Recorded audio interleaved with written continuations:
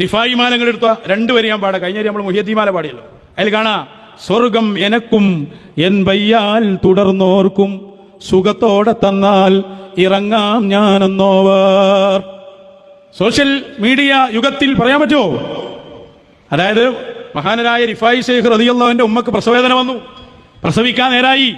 Rifai Sheikh പറയാണെന്ത്, ഞാൻ ഇവിടെ നിന്നാണ് ഇറങ്ങണമെങ്കിൽ എനിക്കും എന്റെ കൂടെ തുടർന്നോൽക്കും സ്വർഗം ഉറപ്പു തരണം, അല്ലെങ്കിൽ ഞാൻ വരൂല. എത്ര വഹാബി കളിയാക്കി. അസ്സലാമു അലൈക്കും. സോഷ്യൽ മീഡിയ യുഗത്തിൽ പറയാൻ പറ്റുമോ എന്ന് ചോദിച്ച്, ഇതാണിപ്പോൾ സോഷ്യൽ മീഡിയ ആണിപ്പോൾ ഈ മുസ്ലിയാക്കന്മാരുടെ മൊത്തത്തിലുള്ള ശത്രു എന്നുള്ളതാണ്. ചില ആളുകളുടെ ശത്രു CCTV ആണ്, അതുപോലെയാണ് ഇവരുടെ ശത്രു സോഷ്യൽ മീഡിയ ആണ് എന്നുള്ളതാണ്. സോഷ്യൽ മീഡിയയിൽ വന്നു കഴിഞ്ഞാൽ ഇത് ആളുകൾ ഒന്ന് ചർവിതം ചെയ്യും. ഇങ്ങനെയൊക്കെ ഉണ്ടോ?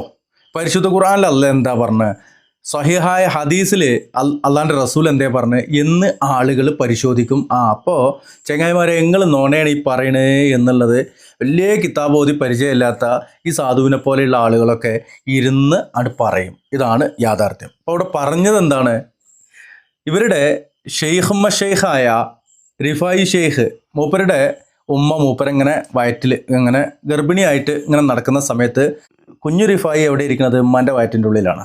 അപ്പോൾ പുറത്തേക്ക് വരേണ്ട സമയമായി, പുറത്തേക്ക് വരൂല എന്നും പറഞ്ഞിട്ടിരിക്കുക. ഇത് നമ്മൾ ചെറിയ കുട്ടികളുണ്ടാവുമല്ലോ, വാശി പിടിക്കുന്ന കുട്ടികൾ, മുട്ടായി വാങ്ങിത്തര മോനെ വാവടാ എന്ന് പറഞ്ഞ പോലെ ഇങ്ങനെ ഇരിക്കുക. അപ്പോൾ റിഫായി എജ്ജൊന്നും ഇങ്ങോട്ട് പുറത്തേക്ക് ഇറങ്ങിക്കുക, സമയമായില്ലേ എന്ന് പറഞ്ഞപ്പോൾ റിഫായി ഷെയ്ഖ് അള്ളാനോട് പറഞ്ഞിട്ടാണ്, എനിക്കും എൻ്റെ ഒപ്പമുള്ളവർക്ക് സ്വർഗം തന്നാലേ ഞാൻ വരുള്ളൂ എന്ന്. നല്ല രസമല്ലേ കഥ? ഇതുപോലെയുള്ള കഥകൾ തന്നെയാണ് ഇവരുടെ പാഠ്യപുസ്തകങ്ങളിലെല്ലാം എഴുതി വെച്ചിട്ടുള്ളത് എന്നാണ്. അതായത് മാലപ്പാട്ടുകൾ മാത്രമല്ല, ഇവരെ മൗലൂദ് പാട്ടുകളിലും ഇതൊക്കെ തന്നെയാണ് എഴുതി വെച്ചിട്ടുള്ളത്. ചിന്തിക്കുന്നവർക്കാണ് ദൃഷ്ടാന്തമുള്ളത്. പ്രിയമുള്ളവരെ, എന്തേ പറഞ്ഞത് അതൊന്നും കൂടി വിശദീകരിക്കുന്നുണ്ട്. ഞാൻ എൻ്റെ അമ്മാൻ്റെ വയറ്റിൽ നിന്നിട്ട് പോരണമെങ്കിൽ അതാരാണ് തീരുമാനിക്കുക? ആരാണ് ഗർഭിണിയായി കഴിഞ്ഞാൽ ആ ഒരു സമയം എത്തിക്കഴിഞ്ഞാൽ കുട്ടി പുറത്തേക്ക് വരണമെന്ന് നിശ്ചയിക്കുന്നത് ആരാണ്? അള്ളാഹു ആണ്. ആ അള്ളാഹിനോട് പറയാണ്, അല്ലാ ഞാൻ വരൂല, ഞാനിവിടെ പിടിച്ചിരിക്കുകയാണ്, ഞാൻ വരണം എന്നുണ്ടെങ്കിൽ എനിക്ക് സ്വർഗം വേണം, എനിക്ക് മാത്രമല്ല എൻ്റെ കൂടുതലും സ്വർഗം വേണം എന്നുള്ളതാണ് റിഫായി ഷെയ്ഖ് പറഞ്ഞതെന്നാണ് കുരുവട്ടൂരി പറയണത്. ആ കുരുവട്ടൂർ എന്താണെന്നുള്ളത് ചില ആളുകൾ ചോദിച്ചിരുന്നു. എന്താണെന്ന് ഇതിൻ്റെ ബാക്കിൽ മറ്റൊരു വീഡിയോ ആയിട്ട് വരുന്നുണ്ട്. ഇതൊന്ന് തീരുമാനമാകട്ടെ. പറഞ്ഞു നൗഷാദാസിനെ എത്ര വഹാബി കളിയാക്കി, എന്തെല്ലാം പറഞ്ഞു നമ്മൾ മാറ്റിയത്. ആ വാശി അങ്ങോട്ട് പിടിച്ചപ്പോൾ എന്താണ്ടായത്? അവർക്കെന്ന് 4 സുവർഗം കൊടുത്താരെ ഉടനെ ദുനിയാവിൽ പിറന്ന് വളർന്നോവർ. സ്വർഗം കിട്ടിയാലേ ഇറങ്ങിയുള്ളൂ എന്നാ റിഫായി ഷെയ്ഖ് പറഞ്ഞ്. അല്ലാഹ് സ്വർഗമാണ് കൊടുത്ത് 4 സ്വർഗം ഒന്നിച്ചു കൊടുത്തു. സോഷ്യൽ മീഡിയ യുഗത്തിൽ പറയാൻ പറ്റുമോ? സംശയം ജനിപ്പിക്കുന്നുണ്ടോ? ഇത് പേരോടാണ് മറുപടി പറയണത്. പേരോടെ ഇങ്ങനെ കണ്ട് ഇത് നമ്മൾ സോഷ്യൽ മീഡിയ യുഗത്തിൽ പറയാൻ പറ്റുമോ എന്ന് ചോദിച്ച്, ഇത് നിങ്ങൾ ഇനി സോഷ്യൽ മീഡിയ യുഗത്തിൽ പറഞ്ഞാൽ നിങ്ങൾ പെട്ടുപോകും എന്നുള്ള കാര്യത്തിൽ സംശയമൊന്നുമില്ല. സോഷ്യൽ മീഡിയ യുഗത്തിലല്ല, അല്ലാത്ത യുഗത്തിൽ പറയാൻ പറ്റുമോ നൗഷാദ്? ഇതൊക്കെ അള്ളയാണ് സ്വർഗം നൽകുന്നവൻ. അള്ള സ്വർഗം നൽകാൻ വേണ്ടിയിട്ട് അതിന് കുറച്ച് നിബന്ധനകളൊക്കെ വെച്ചിട്ടുണ്ട്. നമ്മളൊക്കെ ആ സ്വർഗം കിട്ടാൻ വേണ്ടിയിട്ട് പെടാപ്പാട് പെടുന്ന ആളുകളാണ് അല്ലേ? ഇപ്പോൾ നൗഷാദ് ഹസനിക്ക് ഇപ്പോൾ സ്വർഗം ഉറപ്പായിട്ടൊന്നുമില്ലല്ലോ.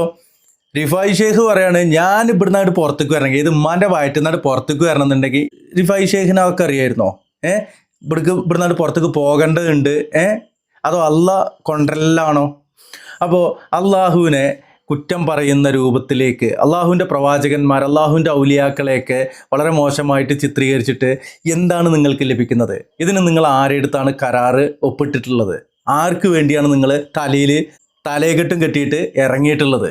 ആ തലയെക്കെട്ട് ഊരിയിട്ട് നിങ്ങൾ വായിൽ തിരികെ കഴിഞ്ഞാൽ കുറേ ഷർ ഒഴിവാകും എന്നുള്ളത് പലതവണ പറഞ്ഞാണ്. ഒരിക്കൽ കൂടി പറയണോ? കുറച്ചും കൂടി പറയുന്നുണ്ട്. ഇനി കുറച്ചും കൂടി അപ്പുറത്ത് പോയാൽ കാണാ, റിഫായി ഷെയ്ഖ് തന്നെ മറ്റുള്ളവർക്ക് സ്വർഗം കൊടുക്കുന്നു. കുറച്ചും കൂടി അപ്പുറത്തേക്ക് പോയപ്പോൾ അതിലേക്കും പേച്ചവാദം. എന്താണ്? റിഫായി ഷെയ്ഖ് തന്നെ സ്വർഗം അങ്ങനെ കൊടുത്തുകൊണ്ടിരിക്കുക.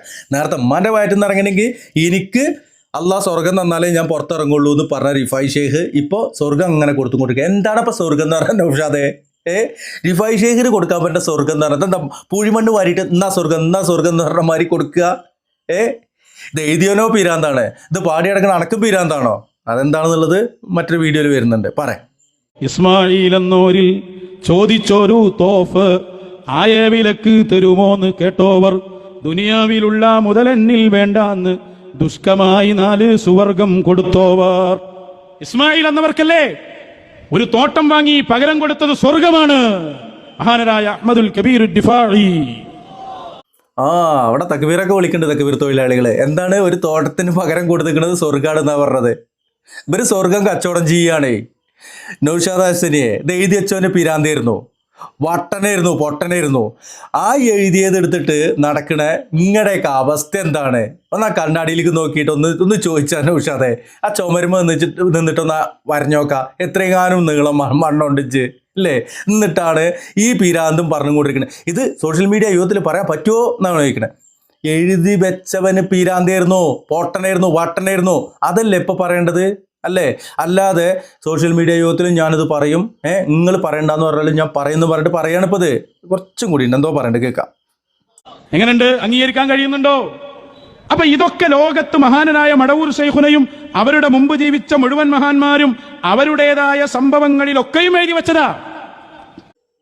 അങ്ങനെ ആരൊക്കെ എന്തൊക്കെ എഴുതി വെച്ചിട്ടുണ്ട് അല്ലേ?